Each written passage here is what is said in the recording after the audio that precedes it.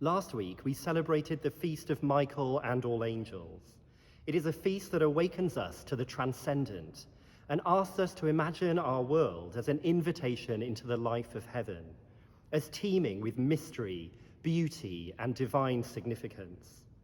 There are 4 archangels of scriptural tradition: Michael, Gabriel, Raphael, and Uriel, and they all reveal something profound about a world shot through with divine presence. They remind us that we are not alone, cut off or adrift in some faceless social or economic system, but that our world is radically open to the promise and challenge of God's presence and movement, that our very lives can be opened out to the powers of heaven themselves. First, we meet Michael, the one who is like God. Whenever we encounter the Archangel Michael in our scriptures, he is a warrior.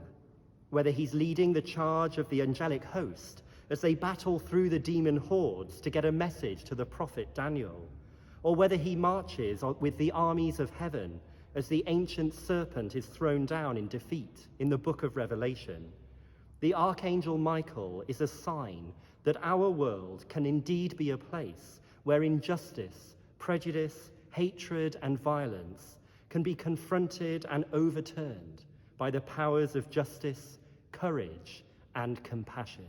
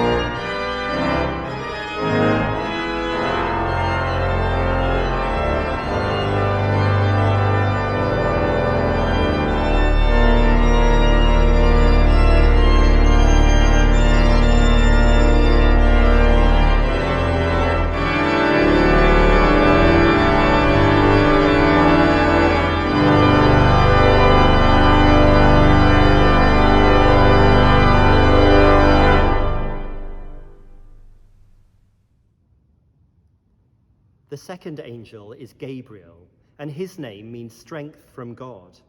And it is he who delivers the earth-shattering news of the incarnation to a young Jewish girl in the Gospel of Luke. This message is of a promise enfleshed, a promise that will turn the world upside down, threatening those in power and comforting the poor and the outcast. This message is a message of peace to a world that has only known the whispers and roaring of violence. Do you remember the film The Truman Show, where Truman exists in an entirely fake world created for him by the faceless corporations that now run things? It is only the intrusive voice of one who has loved him from the outside that enables him to sail through its boundaries and reach out into the truth. Perhaps it is the same for us, and it is Gabriel who represents the invasive voice of truth.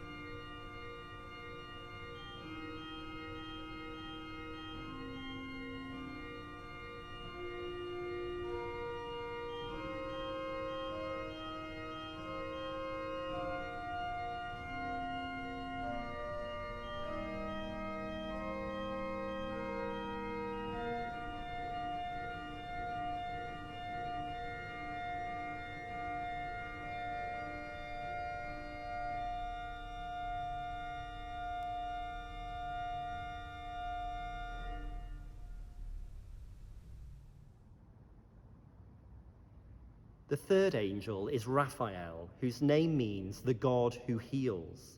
We encounter him in the wonderfully eccentric book of Tobit, where he is a companion and healer to Tobias and his dog. Raphael reminds us that God is already at work in the deepest areas of our lives, desiring that we become reconciled to ourselves in all our fracture and dislocation.